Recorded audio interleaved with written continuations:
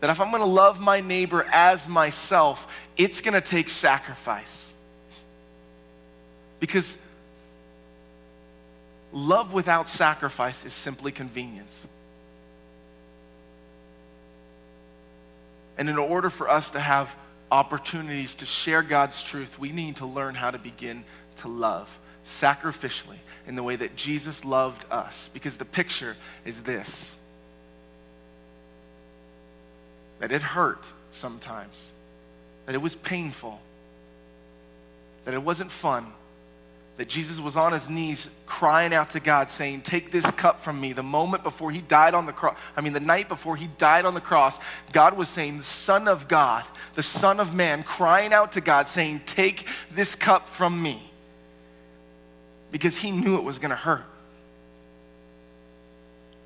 And yet love is what opens the door for truth. That our message as Christians is truth, the gospel that Jesus came and died on the cross so that we may have life, so that we may be free, so that there would be no more condemnation for those who believe in Jesus, so that we would not be guilty anymore, free from accusation. That is the message.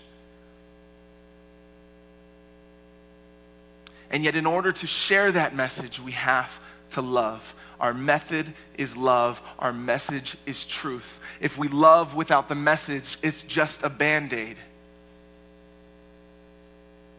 And if we share truth without the love, we'll never have the right to be heard. It's a combination because love opens the door for truth. And in order for us to learn how to love our neighbors, because it is a simple concept, but very difficult to practice because of the way that we are wired, because of how we are.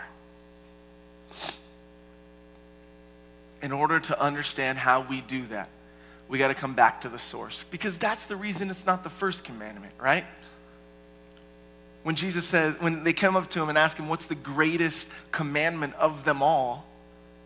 Jesus says, first, love the Lord your God with all your heart, with all your soul, with all your mind, with all your strength, because God ultimately is the source of all love. And that if we're going to have the ability to love people to their fullest potential, or to our fullest potential, we're going to have to first draw from our relationship with God, because harmony with others doesn't come until you have harmony with God.